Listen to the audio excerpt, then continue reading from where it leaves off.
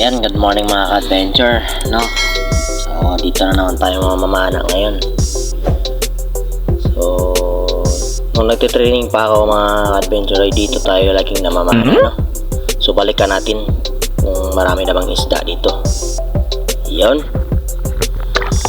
So, ayan. Prepare na tayo sa mga gagamitin natin, no? Ayan. So, ginagawa ko dyan is nililinisan ko yung yung dive mask natin, no? Para hindi malabo yung paningin natin sa ilalim. Dapat malinaw. Ayan. Magsisimula na tayo, no? So, mababaw pa dito na part. Lakad tayo dun sa malalim na part, no? So, bago tayo pumunta ng dagat, talagang dapat tayong humiling sa ating ama na bigyan tayo ng maraming blessing. Tayo dyan bago tayo pumunta dun sa lalim ng dagat, no? So yan, let's roll na, let's roll. Sabi ng ibang namamana, let's go to adventure. Yan. So yung gamit nating pana mga ka-adventure is 140 cm, no? Yan. Tapos yung dynama niyan is 50 meters, no? Ganon siya kahaba, 50 meters. Pero yung pana natin pang heavy duty to mga lods, pero ang mapapara nito is yung maliliit lang. Wala namang kalaki ang isda na nandito sa amin, no? Yun. Bakbaka na. Yan, magre-reload tayo ngayon dyan. Yan na, nag-reload na. So yan. So punta tayo doon sa malalim na part, no? Para makapagsimula tayo sa paghahunt natin. So yan. Tapos na natin mag-reload. So hindi pa ganong kalakas yung current dito mga loads, no? So punta tayo sa malalim na part. So ayan na, nagsimula na tayo, no? So ito mga loads, mga siguro to, mga 8 di pa or 7. Ganun pa yan kalalim, no? So yan, dito tayo masimula maghan. Baka meron tayong makita ng isda dito, no? So umusad ako doon ng konti sa may unahan. Meron dong part na bato, parang maganda yung niya. Maganda yung itsura, parang laging kinatagawa ng isda. So yan, sa pagsisid natin mga adventure, dyan na part, dapat maraming yung kunin natin mula dun sa ibabaw bago tayo pumunta sa ilalim, no? Para mataas-taas yung natin dun sa ibaba. So yan na, malapit na tayo sa bato. So malaking bato to mga lods, no? So yan, dyan tayo pupunta mamaya sa may buya na yan, yung kulay pula. So yan, sisid tayo dito. So unexpected yan mga lods, no?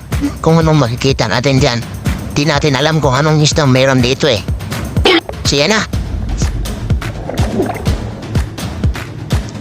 pagkarating-dating natin dun sa ilalim, may nagpakita kaagad, tatlong samaral. So ayan, yung isa yung target natin.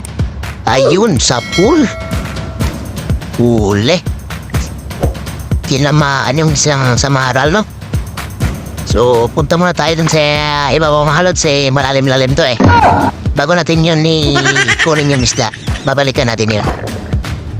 So yan, babalikan na natin yan. Huwag nang patagalin yan. Dapat nimba na iba. So yan. So nakapulupo talaga, no? So kunin muna natin yung shafting natin bago natin kunin yung isda para hindi siya magka-plupot-plupot. So yun, estimated natin dyan mga lods is parang Isang kilo ata yan, no? Sobra sa isang kilo yan. So, tignan niyo yung spear natin, mga lods, no? Talagang lumulutang. Pero pag nakalod yan, hindi yan lulutang. Yun. Unang isda sa maral o rabbit fish. Yun. Ayos. Talagang napaka-buenas na araw na to, no? Oh my God! Wow! Yan. Ganito, mga lods. So, ginagawa natin dyan is tinutusok natin yung kutsilyo yung ulo ay inlad yung isda para hindi mawala yung freshness, no? Yan. Oh, nagpatangay na lang tayo dyan sa current, no? Actually, hindi pa adano kalap dyan, pero ano? Pabatangay na lang tayo, baka dun sa unahan is mas marami pang samaral na makita natin, no? So, yun. Ganyan. Oh. Unang isda sa maral. Sintintin tayo dun. Oh. Wala tayong ibang kasama dyan. Tayo lang dyan may isa, mga lods. Oh, yan. Nakapag-reload na tayo dyan.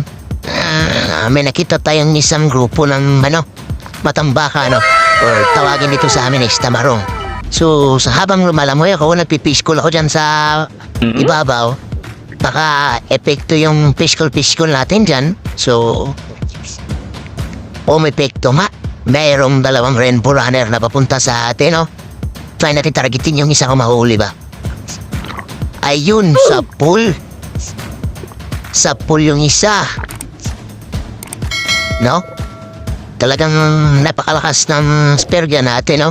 Ikalayo pa nun, natamaan talaga. So yan, pangalawang isda natin, rainbow runner. Tawagin dito sa amin sa Surigao is salindato. Yun, hindi salin pobre. So yun, pangalawang isda is salindato. So yan, kinata natin yun, mahal. Matagal na tayo magtingin-tingin ng video, no? So, dyan may nadaanan tayong mga samaral. So, ginagawa ko dyan is, yung nahuli kong unang samaral is, ginagawa ko siyang, parang, kinakaway-kaway ko sa mga ibang isda para lumapit, no? Pero sa pagtira natin dyan, mga lods, no? Akala ko tatamaan na yan. Ayun, hindi natamaan. Sayang. Parang sa sobrang excited natin, no? Nakit natin yung faker kagari, layo-layo pa ng isda, no? Sayang.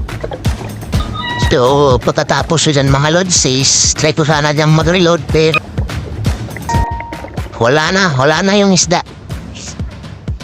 Di na natin maabutan, matagal tayo mag-reload nito dahil yung line natin is napakahaba, no?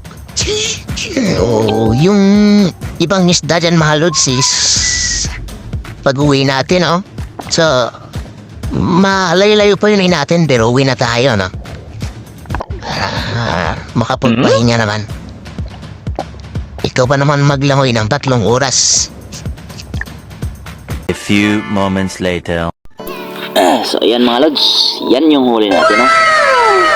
So yung ibang isda is hindi na natin na nabidyohan, no? Nailubat na yung camera natin. So may isang bar pang natira, kaya nakabidyo tayo dyan ng gana karami yung huli natin. So yan, uwi na tayo. So yan, nakarating na tayo ng bahay. So yan yung huli natin, no? Salamat sa biyaya. Talagang pagpunta tayo ng dagat, dapat tayong humingi para bigyan tayo ng ganito karaming huli. So yun, set out dun sa mga kaspero natin, no? Dive safe lang tayo palagi. Salamat sa inyong panonood at pagtutok sa ating channel. So yun lang, di na natin ito patatagalin, ay atin na itong lolotoin. Ay salamat sa inyong lahat.